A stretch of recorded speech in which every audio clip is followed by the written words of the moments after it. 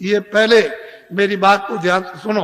अपने घर में रहो, बच्चों के बीच में रहो, इसी जगह, और 23 घंटे तुम मेहनत करो इस शरीर से, शरीर के लिए। दुकान करो, दफ्तर का काम, खेती करो, इस शरीर के लिए, भोजन, कपड़ों के लिए, इसके लिए, दवा के लिए, सब, और बच्चों के लिए, इसके लिए। और 1 घंटा उसमें से बचाओ अपनी जीवात्मा के धन के लिए, ताकि इसको कल्याण हो जाए, इसकी मुक्ति हो जाए, ये आवागमन से छुटकारा पा जाए, न जल में न मरे। 1 घंटा तुम भी बचा सकते हो, और 23 घंटे इसमें तुमको लगाने को कह रहे। तुमको ये तो नहीं कह रहे कि तुम छोड़ देना कुछ, ये तो सोचो तुम। और मैं तुमको इसी मनुष्य रूप मंदिर में, इसी में जो अनमोल मनुष्य मंदिर जो दिया है, जिसमें जीवात्मा बंद है, उसी में मैं अभी रास्ता आपको बताता हूं।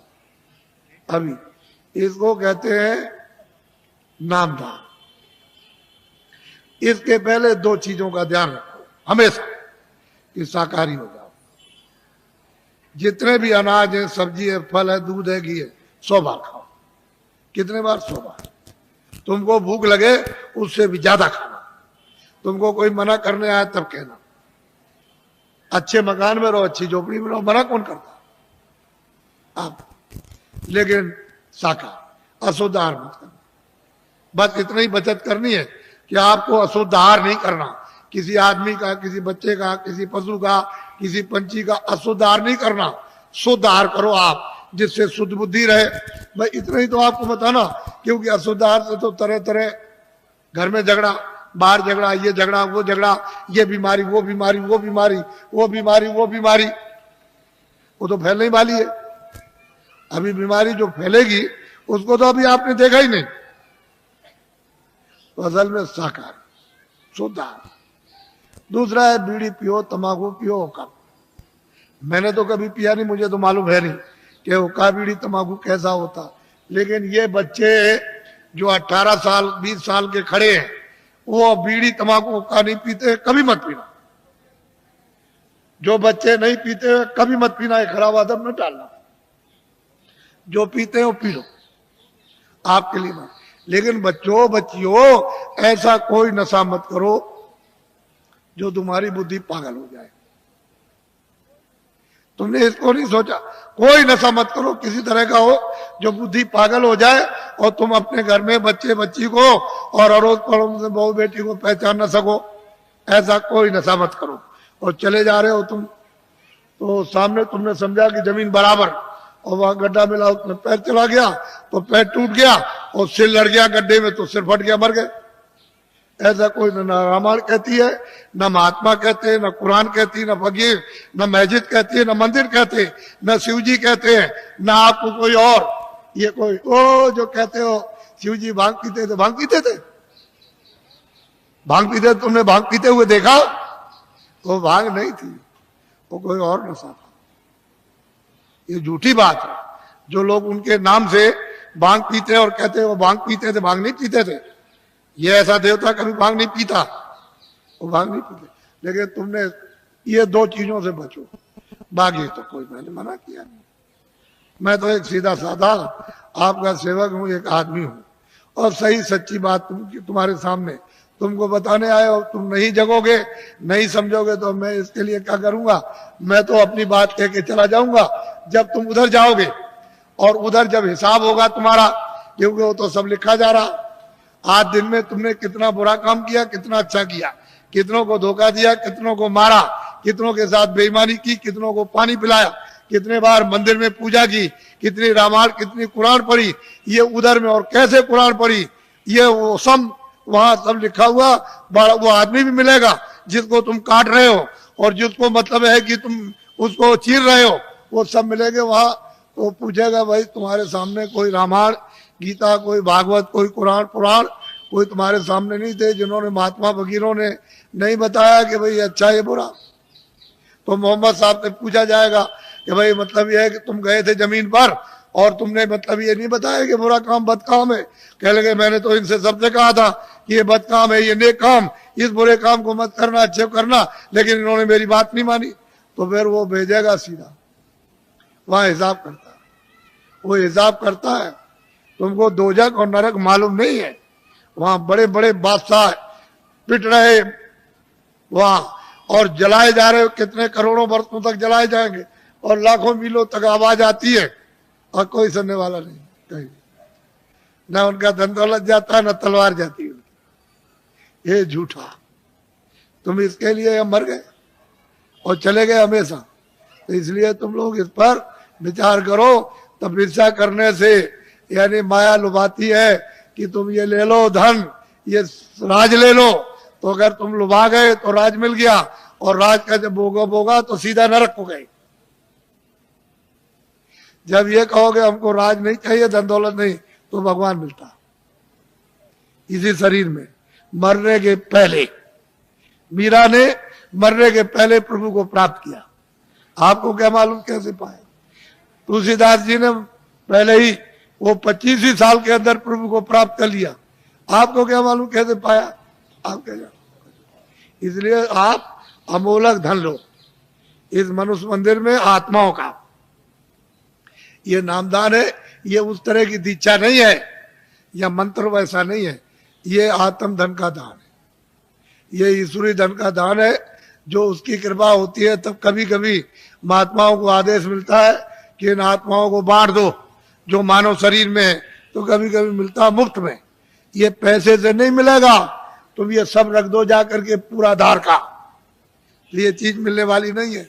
ये कभी दिमाग से निकाल देना, ये दौलत पैसे से नहीं मिलती, ये तो मुफ्त बख्शीश में यानी प्रसन्नता से मिलती है। तो तुम्हारे पास कुछ है, तुमने किसी से प्रेम किया? वो कहते हैं कि प्रेम से प्रकट होए भगवान। किसी से किया प्रेम? किसी से नहीं किया। उसी शिव के सामने चोरी करते हो, धोखा देते हो, विष्णु के सामने राम के मंदिर में जाते हो, दूसरों का गला काटते हो। अगर एक भी देवता खड़े होकर के कह दे कि आज से ये बेईमानी मत करना, ये दगेबाजी, तो कहोगे मैं ऐसे देवता को अब नहीं मानता। जो सबके सामने हमारी बुराई कह दे, हम नहीं मानते ऐसे, फिर कभी नहीं आप जाओगे। अगर देवता बोल दे, अब उनको कुछ कहना नहीं, आपने समझ लिया, हाँ उन्होंने सुन लिया होगा, और आपने समझ लिया उन्होंने कुछ नहीं देखा, वो अंधे, अब हम जो चाहेंगे सो करेंगे, अब चलो हो आए वहां। ये हालत तो हमारा है। अब बताओ तुमने प्रेम किससे किया? किससे प्रेम? वो तो कहते हैं प्रेम से मालिक मिलता है, आपने कैसे प्रेम? इसलिए आप सीधा, बहुत सरल है, बहुत सीधा है। कलयुग ने अधिकार आपको दे दिया स्त्री पुरुषों को कि सभी लोग उस परमात्मा को प्राप्त कर सकते हैं। किसी के लिए कोई बंधन नहीं, और सुलभ और सहज और आसान। लेकिन तुम योग तो आप कर नहीं सकते हो। सतयुग और त्रेता और द्वापर का कोई भी क्रिया आप नहीं कर सकते हो। और उन्होंने मना कर दिया गोस्वामी जी महाराज ने कि कलयुग जोग न यज्ञ न ज्ञाना। कहते कलयुग में कोई जोग मत करना, न यज्ञ करना, और न आपको ज्ञान होगा। कलयुग में तो कहते हैं कि नाम आधारा, और नाम कौन सा वो मैं बताऊंगा आपको, अभी आपको बताता हूं। तो आप लोग, आप सब खड़े रहना, बैठना कोई नहीं, खड़े खड़े बताऊंगा आपको, और खड़े खड़े करवाऊंगा, घबराइए नहीं। जो जो भगवान का नाम बोलूं सब लोग एक साथ एक आवाज में बोलना, और सब लोग बोलेंगे जो बैठे खड़े, शुद्ध बोलना, शुद्ध, अशुद्ध मत बोलना, शुद्ध बोलना। जो जो नाम में बोलता जाऊं आप बोलते जाना, जब मैं अंत में चुप हो जाऊंगा तो आप लोग चुप हो जाना। अशुद्ध मत बोलना, शुद्ध कर लेना। मान लो अशुद्ध बोल दो तो फिर शुद्ध कर लेना दोबारा। इसलिए जो जो नाम बोलते जाना, जब मैं चुप हो जाऊंगा तो आप चुप हो जाना। बोलो जय गुरुदेव। लेकिन थोड़ा सत्संग मिलना चाहिए, तो जरा ठहर जाओ। अभी मथुरा में एक बड़ा कार्यक्रम होने जाना, यही दिसंबर में, यानी कार्तिक के बाद जो अगन लगेगा, तो 15 दिसंबर से 21 दिसंबर तक 7 दिन का एक कार्यक्रम होने जा रहा। और उसमें यही साधना और यही मतलब ये अनुभव होता है। वहां सत्संग भी मिलेगा और साधन भी और ध्यान भी, सब करोगे आप, और उस समय पर आप अच्छी तरह से कर सकते हो, क्योंकि वो वातावरण ऐसा होगा। फिर एक दूसरा कार्यक्रम इधर पूरब में रखा, यानी हिंदुस्तान के तीर्थों के राजा प्रयागराज इलाहाबाद में त्रिवेणी संगम। तो त्रिवेणी संगम पर 25 फरवरी से, ये तो 96 में मथुरा का, और वो इलाहाबाद का 97 में, 25 फरवरी से 6 मार्च तक 97 में 10 दिन का होने जा रहा बड़ा कार्यक्रम। और वो महामानव कुंभ, यानी माघ मेले के बाद महामानव कुंभ आपको दिखाई देगा। और वो 10 दिन, यानी 7 मार्च को शिवरात्रि है, वो एक दिन पहले ही समापन हो जाएगा। 10 दिन का होगा। आप जरा इसको लिख लेना। और ये जो आपने 5 नाम, 5 रूप, 5 स्थान हरे के बाजे, ये जो आप लिखाओगे, लिखा हुआ ले लोगे, ये तो यहाँ के लोग आपको दे देंगे। अगर कम पड़े तो आप जल्दी लिख लेना। फिर दूसरी बात यह है कि थोड़ा सा पता भी दे दिया करो कि कभी कोई पूछा जाती हो कि साधन भजन करते हो कि नहीं करते। ये ऐसे गए लेकर के ताक में रख दिया। किसी ने आकर के कभी मिले, पूछा तो कहा कि भाई भजन तुमने ध्यान किया था? कह लगे हमने नहीं किया हो तो मैं भूल गया था। तो तुम्हारा समय सब बेकार चला गया।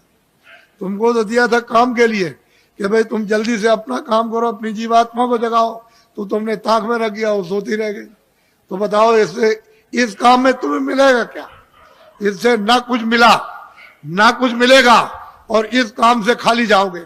अगर तुमको कुछ करना है तो इसी समय के अंदर थोड़ा 1 घंटा समय निकाल कर अपना आत्म धन जमा कर लो। यही तुम्हारे काम आएगा। जब कोई रक्षा नहीं करेगा उस पीड़ा में, उस दर्द में, और 84 नरकों से अगर बचना चाहते हो, धन जमा करो जल्दी से। ये बहुत सुलभ है, इसमें शरीर पर कोई कष्ट नहीं। बस मन की घेराघारी थोड़ी करनी है कि कहीं उतने समय के लिए न जाए, ये थोड़ा सा रुक जाए, कानों के साथ आके भाई इतना ही काम करना। इसमें शरीर का कोई कष्ट नहीं। और करो कैसे भी, लेट के, बैठ के, जंगल में करो, घर में करो, कुर्सी में करो, लेकिन उसका तरीका तो सीख लो। थोड़ा सत्संग मिलेगा तो जल्दी सीख जाओगे। और नहीं मिलेगा, अभी तक तो आपको ये बातें मालूम नहीं थी, ये तो आपको नई बातें आज मालूम हुई। आपके लिए तो नई है, लेकिन ये सनातन है। जब से तुम आए एक रास्ते से और उसी रास्ते से वापस हो गए अपने घर के लिए, अपने देश के लिए। दूसरा कोई रास्ता नहीं है। यहाँ भटकते फिरो चारों तरफ तो जल मरण होता रहेगा। 84 जाओ, नरकों में जाओ, जल में मरो, और जो किया उसका भोग भोगो। और कभी मनुष्य शरीर मिलेगा तो फिर तुमने वही काम किया और फिर चले गए आप फिर 84 नरकों में। तो ये ऐसे ही चलते रहोगे, ऐसे जल में मरो, जल में मरो। तुमको कहीं स्थिरता नहीं मिलेगी। स्थिरता वापस जाने पर। जब ये भजन करोगे, नाम डोरी को पकड़ लोगे, चढ़ चलोगे ऊपर। वो तो ऊपर खुले हुए मैदान है, और वहां तो अंधेरा कभी है नहीं। न कभी अंधेरा होता हो तो प्रकाश ही प्रकाश, रोशनी रोशनी। जरा सा आंख के ऊपर उठे कि बस प्रकाश ही प्रकाश है, अंधेरे का नाम नहीं। वहां कभी अंधेरा होता ही नहीं। तो तुम उधर चलो, जब उजाले में खड़े हो जाओ तो ये सब देखना सुनना, तब तुम्हारी समझ में आएगा कि बाबा जी ने क्या दिया। कुछ तुम मेहनत करो, कुछ हम करें। बोलो जय गुरुदेव। कुछ तुम मेहनत करो, कुछ हम करें, और ऊपर बैठे उनकी कृपा जल्दी हो जाए। और तुम मेहनत हम नहीं करेंगे, कुछ होगा नहीं। जल्दी करो, देर मत करो, और जल्दी से कृपा और दया ले लो, ताकि वो ऊपर बुला ले और जल्दी से आप निकल चलो इस कूड़े कचरे से। यहाँ कुछ मिलने वाला नहीं है। ये सब शकलें। अब देखो, बीमार, परेशान, तकलीफ में, हमारे पास जो भी आता कोई हो, हमको उससे मतलब नहीं, आदमी होना चाहिए। हमारे यहाँ कोई झगड़ा झंझट ये नहीं है। आदमी हो, उसमें जीवात्मा होनी चाहिए। तुम्हारे शास्त्रों में लिखा है हिंसा परमो धर्मा, तो आपने इसका पालन किया? अब ये बताओ, आपने इसका पालन किया? आप बकरा मार दो, मुर्गी मार दो, आदमी मार दो, लड़की मार दो, लड़का मार दो, घर में देवी को मार डालो आप, कि कोई दुश्मन बन जाए उसको मार दो, गोली मार दो, छुरा मार दो, लाठी मार दो। तुम अहिंसा धर्मा? तुम किसी देवता को, किसी धर्म को मानते हो? कुछ नहीं। वैसे ही कहते हो, हम जानते कुछ नहीं, वैसे ही कह दिया बस, और कुछ नहीं। ऐसे ही तो इसको समझ लो अच्छी तरह से, अच्छी तरह से समझ लीजिए आप मोटी बात को।